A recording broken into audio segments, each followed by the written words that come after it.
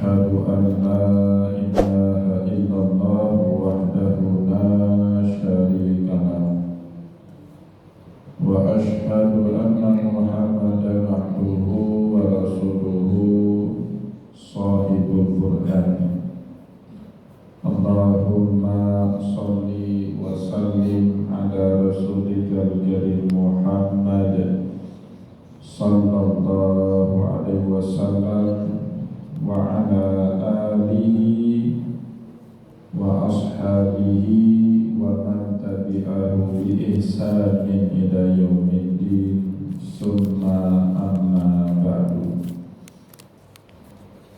Puji dan syukur senantiasa dan tidak pernah bosan-bosannya kita panjatkan kehadiran Sang Maha Pencipta Allah Subhanahu wa Ta'ala, yang mana dengan limpahan karunia-Nya, rahmat-Nya, hidayah-Nya, serta anugerah-Nya kepada kita semua, kita kembali masih diberi kesempatan, kesehatan, dan usia panjang oleh Allah untuk sama-sama dan senantiasa mengabdikan diri kita di jalan-Nya dengan menjalankan segala perintah-Nya dan menjauhi semua larangan-Nya.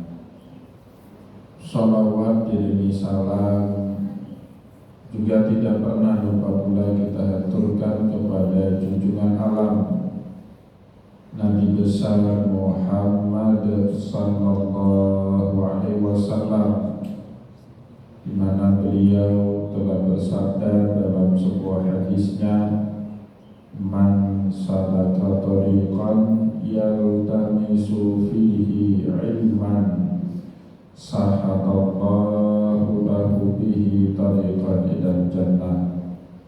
Barang siapa yang meniti satu jalan untuk menuntut ilmu agama Allah, maka niscaya Allah Subhanahu wa Ta'ala mudahkan baginya jalan menuju ke surganya Allah.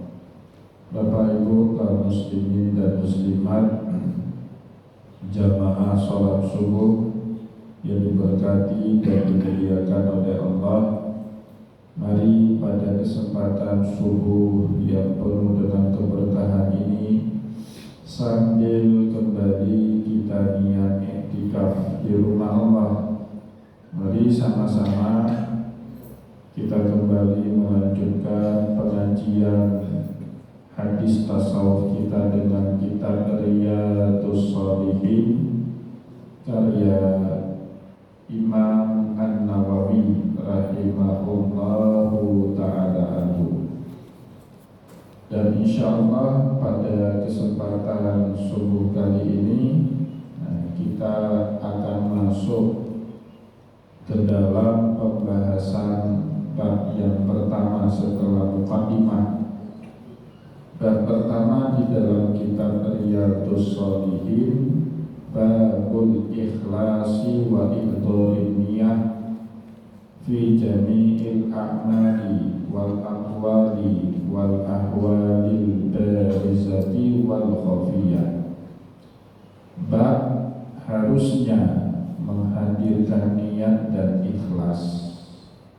Itu menjadi kata kunci utama Bapak Ibu untuk sempurnanya, kata Imam An-Nawawi, baik amal kita atau ucapan kita atau keadaan kita sehari-hari, baik yang nampak oleh orang maupun yang tidak nampak oleh orang lain.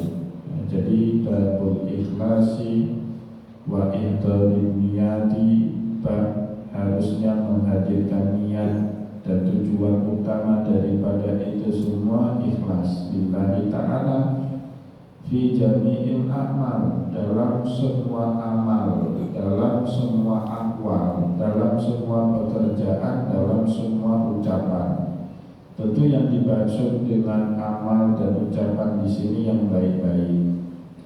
Kalau yang tidak baik, Bapak Ibu, tidak butuh yang namanya niat, bahkan berbahaya sekali. Dalam dunia hukum disebut mens rea. Orang yang punya niat jahat dari awal sebelum dia melakukannya itu bahaya sekali. Dia pergi ke Medan dengan niat akan berzina, itu dari awal aja udah bahaya. Dia itu sudah punya niat gak baik walaupun belum sampai ke Medan tempat tujuannya. Dia kepingin duduk di sebuah jabatan untuk mengambil, mengurusi duit rakyat, itu bahaya sekali. Karena sebelum dia duduk di situ sudah niat untuk memperkaya diri dan kelompoknya. Maka sebab itu niat yang buruk atau perbuatan yang buruk, perbuatan dosa itu tidak butuh niat Bapak Ibu. Kalaupun terjadi, moga-moga itu karena tidak masuk dalam niat kita. Berarti kan tidak sengaja. Itulah makna Allah Subhanahu wa Ta'ala mengajarkan kepada kita khawatim suratil Baqarah. Beberapa ayat sebagai penutup surat Al-Baqarah.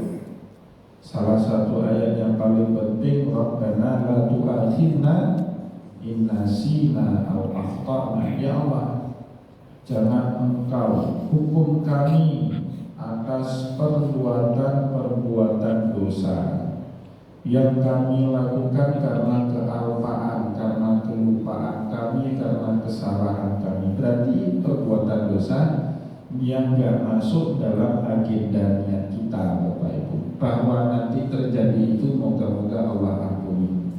Yang namanya manusia itu kan bisa silap Bapak Ibu. Yang bisa silapnya banyak macam faktor.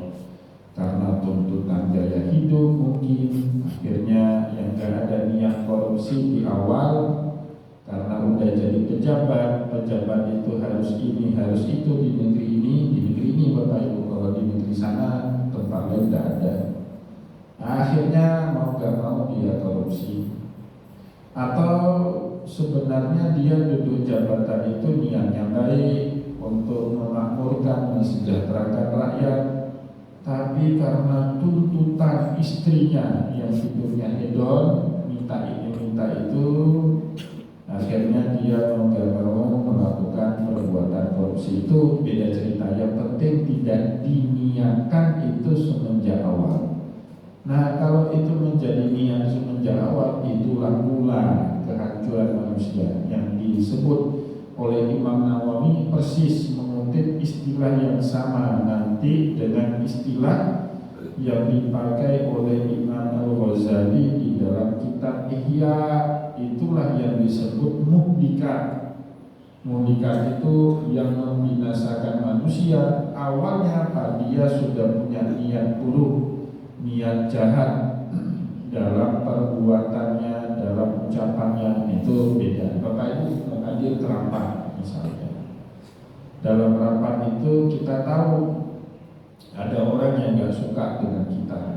Rapat kantor biasalah penuh dengan intrik, penuh dengan drama politik, ya kan? Di kantor itu paling banyak dramanya itu kan. Drama Korea lagi, kita main film. Orang-orang kantor ini cocok jadi artis film Korea sebenarnya. Di depan lain, di belakang lain lagi Bapak Ibu. Kita tahu dan kita nggak ada niat untuk membalas orang-orang yang nggak baik sama kita. Kita mengucapkan gagasan, kita sampaikan apa yang perlu dikerjakan, tapi kan nanti berdinamika di situ. Dalam rapat ada dinamika, ada orang yang pukul meja, ada orang yang maki-maki kita. Akhirnya kita terpancing untuk maki-maki yang sama. Tidak masalah, bukan artinya saya membenarkan. Dan yang penting jangan niat dari awal. Jangan kupoh gila apa. Itu bahaya. Itu kalau sudah niat dari awal, maka itu manusia nggak ada baiknya. Nah, itu saya perhatikan. Ada sebagian kawan-kawan sahabat kita punya masalah mungkin di kantor. Mungkin bapak-bapak dulu juga pernah mengalami itu. Dari awal sebelum pergi kantor ngopi dengan saya, Pak Ustaz, puja apa orang kupoh itu pergi bilang sama kita, ya. Jangan lagi Bapak Ibu, jangan. Nah, boleh itu diniat niatkan. Kalau sudah ngomong dari awal sebelum dilakukan, itu namanya niat, ya kan? Niat itu kan sebelum dikerjakan.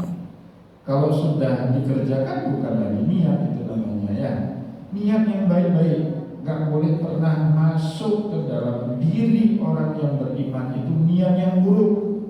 Gimana mau baik kalau dari awal aja niatnya gak benar? Apa itu niat itu wajib baik, wajib itu, wajib ikhlas. Bahwa nanti di dalam dinamikanya terjadi ini itu, nah disitulah kita berharap Allah ngampuni dosa kita. Karena kan kita orang awam Bapak Ibu, ilmu kurang, pengendalian emosi, pengendalian diri juga lemah. Terjadi dinamika yang seperti itu. Kita berharap sama Allah agar mau mengampuni dosa-dosa kita. Itu yang disebut oleh para ulama yaghtafiru dinnan ma la yaghtafiru qasdan. Semua dosa yang jadi resiko dalam pekerjaan diampuni selama itu tidak menjadi tujuan. Bapak Ibu mau sholat, memang udah niat gak baca Al-Fatihah, dosa itu. Nama Al-Fatihah rukun dari sholat. Nyukuja semuanya kamu baca Al-Fatihah, bahkan masjid. Itu dosa itu, cari masalah. Tapi Bapak Ibu sholat niatnya ikhlas lillahi ta'ala, lupa baca Al-Fatihah, dosa gak? Enggak Bapak Ibu. Paling ditegur pun dalam sholat kan gak boleh sembarangan. Paling mulia imam Bapak Ibu, paling mulia dan dimuliakan oleh Allah itu imam dalam sholat. Tidak boleh tegur sembarangan. Bapak Ibu rapat di kantor gak senang sama atasan, Pak boleh sambil ketok meja, nyala betul ya Pak, boleh itu. Tapi sejengkel-jengkelnya Bapak Ibu dengan imam, bacaannya salah, Bapak Ibu tidak bisa tegur, nyala betul. Yang bakal sholat siapa? Sholatnya tegur kan? Imamnya nggak akan pernah batal. Padahal yang salah imamnya. Cara menegur sholat imam salah itu ya subhanallah gitu. Nah maka Bapak Ibu yang dimuliakan oleh Allah, diampuni selama itu bukan menjadi tujuan, bukan menjadi niat, tetapi resiko dari dinamika kita beramal. Beramal ini Bapak Ibu nggak akan pernah sempurna. Kita yang kurang ilmu, rendah komitmen itu nggak akan pernah sempurna. Tapi moga-moga dengan niat yang ikhlas itu Allah ampuni itu semua. Nah saya sering kasih contoh gini Bapak Ibu, orang yang kerjanya sopir angkutan umum Banda Aceh ke Medan, tiap hari dia ke Medan dari Banda Aceh bawa penumpang, niatnya tok satu, menafkahi keluarganya, kerja untuk dapat rezeki itu dipakai untuk menafkahi anak istrinya. Itu walaupun di dalam bus yang dia bawa ada penumpang yang baik, ada orang jahat, ada pengedar narkoba, ada pelacur, ada koruptor yang mau melarikan diri ke Medan, itu dia tidak dosa, diampuni sama Allah karena niatnya bukan untuk itu. Tetapi kalau dia bawa penumpang, semua penumpangnya itu pengedar narkoba ke Medan, nah, dia niat untuk jual narkoba, bawa mobil itu memang tujuannya untuk jual narkoba, itu dia dosa dunia akhirat. Kenapa? Karena sudah diniatkan. Sebenarnya bawa mobil itu kedok aja, yang utamanya itu barang yang ada di dalam mobil, apa itu narkoba, itu udah beda Bapak Ibu. Nah oleh sebab itu niat dan keikhlasan ini harus ada dalam semua amal, dalam semua ucapan, dalam semua keadaan kita, al-barizah yang nampak, wal khafiyah atau yang tidak nampak. Kadang-kadang Bapak Ibu nampak sama orang kita gak baik, gak masalah, asal niat kita baik. 2 minggu yang lalu kan saya ke Nagaraya Bapak Ibu. Itu pertama sekali dalam umur saya dipanggil nama saya Ustaz, tapi dibekak. Kak Ustaz dari Penyubu. Orang Nagar ngomong itu ternyata. Ini nggak ada Pak Hussein, keluarga. Bisa kita tanya. Jadi orang Nagaraya gitu. Kak Ustaz dari Penyubu, Kak Ustaz. Kaget saya, dibekak. niatnya baik, nggak ada niat merendahkan, tapi seperti itu cara ngomongnya.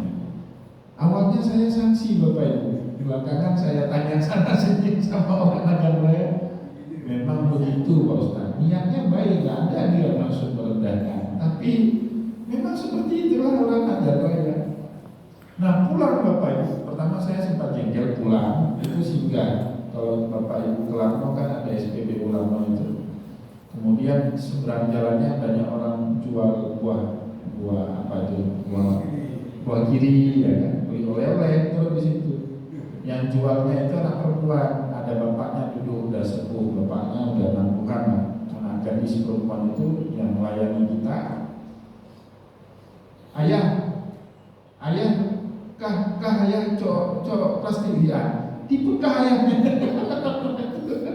Tapi itu dia nggak niat merendahkan ayahnya, ya niatnya baik, tapi ya gaya komunikasi di sana seperti itu. Nah, maka penting sekali niat Bapak Ibu. Kalau orang niatnya baik, walaupun terkesan dalam anggapan orang dia nggak baik, orang bisa memahami. Tapi kalau niat dari awalnya nggak baik, walaupun nampaknya baik, senyum, itu orang pasti kesal Bapak. Munafik, bertopeng dua, skill menjilat, itu di kantor biasa itu, yang gitu-gituan, ya kan? Skill menjilat atasan. Bapak Ibu, paling buruk budaya di Indonesia ini budaya kantoran. Itu saya nggak habis pikir di kantor itu. Orang kantor itu wajib ngaji menurut saya. Kalau nggak ngaji itu gimana di akhirat dia itu? Nanti di belakang lain lagi dia ngomong, di depan siap, belum akhir perintah tuannya udah siap dia, siap. Itu gimana orang seperti itu? Rendah sekali orang seperti itu. Tapi ya seperti itulah budaya di kantor kita ya. Moga-moga Bapak Ibu yang di kantor itu diselamatkan oleh Allah dari budaya-budaya yang nggak baik itu. Nah Bapak Ibu yang dimuliakan oleh Allah, ini semua disimpulkan oleh Imam Nawawi dari beberapa firman Allah Ta'ala. Salah satunya dalam surat Al-Bayyinah ayat sangat masyhur. Allah berfirman, wa ma umiru illa liya'budullaha mukhlishina lahuddin. Tidak pernah aku perintah manusia untuk menyembah Allah kecuali mukhlishina lahuddin, mereka yang ikhlas dalam melakukannya, hunafa yang lurus, wa yuqimus shalah, baru kemudian mereka menegakkan salat, wa yu'tuz zakat, menunaikan zakat, wa dzalika dinul qayyimah, itulah agama yang tegak, agama yang lurus. Jadi agama ini hanya benar Bapak Ibu kalau dijalankan oleh orang-orang yang tulus, oleh orang-orang yang ikhlas, oleh orang-orang yang mengerjakannya tanpa pamrih. Maka orang yang tanpa pamrih itu Bapak Ibu, pujian itu puncak kepamrihan. Pujian dengan celaan itu jadi sama. Kalau Bapak Ibu masih sakit hati dicela dan senang dipuji, itu belum sejati ikhlasnya. Maka Allah memperkenalkan istilah lain untuk membuat kita mudah paham mana yang ikhlas level pertama, mana ikhlas level sejati. Level pertama mungkin benar dia ikhlas, tapi dia belum sanggup menerima celaan, yang sanggupnya menerima pujian. Itu disebut dengan mukhlis. Tetapi Bapak Ibu, ada satu istilah lagi di dalam Al-Quran yang disebut dengan mukhlas. Mukhlas itu level pujian dan cacian sudah sama di telinga dia. Yang penting nama itunya tetap Allah. Contohnya siapa? Nabiullah Yusuf yang dipuji sama Allah dalam Al-Quran dengan istilah mukhlasin. Dia tetap berbuat baik walaupun sudah menjadi hamba saya. Mau jadi hamba saya, waktu jadi orang merdeka, Nabiullah Yusuf itu sama-sama baiknya. Gak kendor semangat kebaikan Yusuf saat beliau menjadi seorang hamba saya. Bahkan tanpa ada dosa, dia dipenjara Bapak Ibu, disebar fitnah. Kalau dia menggoda istri orang, padahal yang goda Zulaikha, masuk penjara, tidak pernah buat dosa. Pertanyaannya, apakah semangat kebaikan Yusuf luntur? Kan tidak, Bapak Ibu. Beliau masih berdakwah kebaikan saat berada sesel penjara dengan dua orang teman. Tetap beliau berdakwah. Tidak pantang itu. Kenapa? Bagi beliau bukan pujian dan makian manusia yang paling utama, tetapi yang paling utama itu ridhonya Allah Subhanahu wa Ta'ala. Maka Allah menyebut saat Yusuf digoda sama Zulaikha itu, walaqad hammat bihi wa hamma biha. Si Zulaikha kuat sekali menggoda Yusuf, dan Yusuf pun hampir saja tergoda dengan godaannya Zulaikha. Walaula arra'a burhana rabbih, kalaulah di saat itu Yusuf tidak diperlihatkan oleh Allah burhan, tanda-tanda kekuasaan Allah, maka Yusuf akan terjadi perbuatan itu. Nah, Bapak Ibu, di akhir dari ayat itu Allah mengatakan innahu min ibadina mukhlasin. Yusuf bisa seperti itu karena dia termasuk dari hamba-hamba kami yang mukhlas. Tidak peduli manusia ini ada aja, Bapak Ibu. Manusia itu kan karakternya persis seperti anekdot yang dibuat oleh Syekh Jalaluddin Arumi.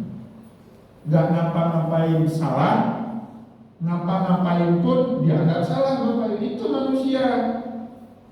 Tapi Jalaluddin Arumi itu ceritanya dengan sebuah anekdot. Anak dan bapak pergi ke suatu tempat naik keledai. Bapak Ibu tahu kan keledai itu? Donkey.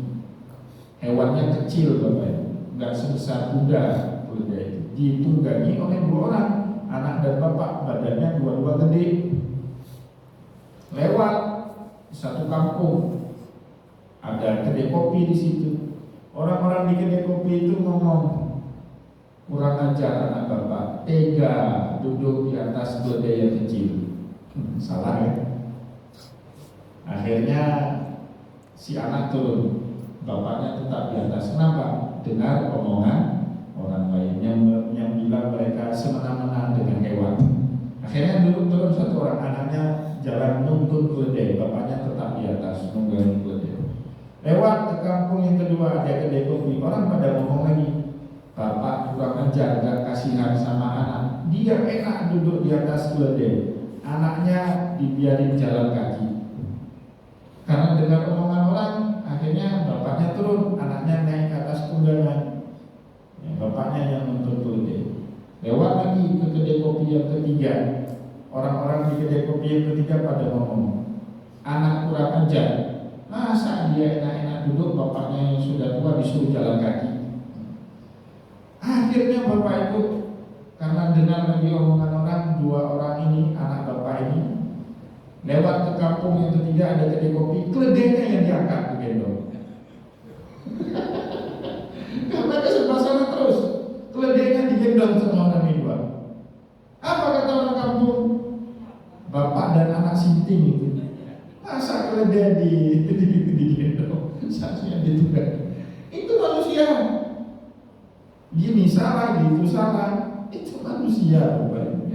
Maka telinga kita itu kalau sudah mau ikhlas, yang penting niat baik, cara juga harus baik. Udah, tutup telinga kanan, tutup telinga kiri, nggak usah perhatikan. Yang penting Bapak Ibu jadi ridhonya Allah Subhanahu wa Ta'ala. Itu perlu kita melatih diri kita untuk bisa seperti itu, ya. Wa qala ta'ala, dan juga Allah berfirman di dalam ayat yang lain, la yanalallaha luhumuha wala dima'uha.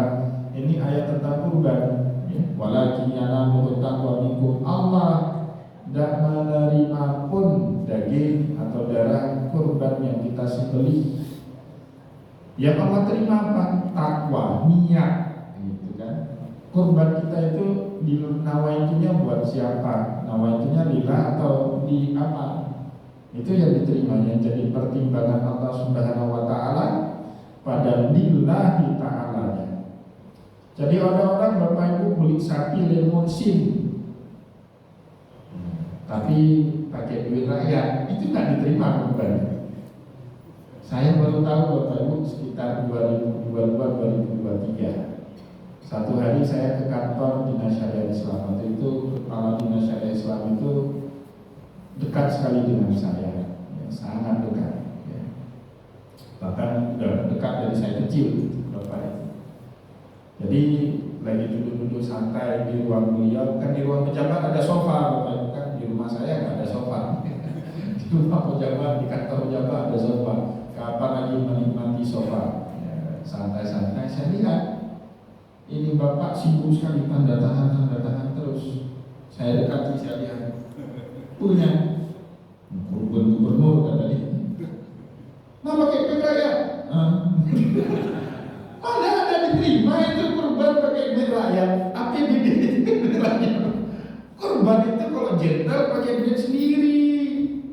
Kayak kita kurban pemainnya. Maka jangan bangga kalau bapak kampungnya datang kurban gubernur 1 sapi lemonsin, kurban presiden itu pakai APBN. Masa kurban pakai APBD, pakai APBN? Itu duit kita lah, APBN, APBD itu. Kurban itu kalau gender misalnya Aceh punya 23 kabupaten kota, gubernur dengan duit pribadi dia, kan ada duit kan gubernur, kan ada duit. Udah beli 23 ekor sapi atau 23 ekor kambing. Ya, tapi nanti dikatain Pak Ustaz, kalau gubernur beli seekor kambing, kalau seekor kambing kan yang keren itu 3-4 jutaan lah. Kambing kok, kambing isi. Padahal Bapak Ibu kalau gubernur sembelihnya kambing pakai uang sendiri itu lebih mulia daripada sembelih lemonsin tapi pakai duit rakyat. Nah, bagi saya nggak benar. Saya bilang nggak benar nih, nggak boleh gitu. Alah kayak mencukur di apa. Jadi saya sama sekali nggak suka Bapak Ibu, nggak bangga kalau gubernur atau pejabat publik kasih kurban tapi pakai nama jabatan dia, bukan pakai nama pribadi. Ini kurban Kapolda, tak senang saya. Tapi ini kurbannya Bapak Fulan bin Fulan, walaupun jabatannya Kapolda. Itu yang benar. Karena yang Allah terima itu bukan atas nama jabatan kita, tapi atas nama pribadi kita. Ini wajib saya omongkan terus. Saya sebagai ustaz wajib menyampaikan supaya melawak syariat.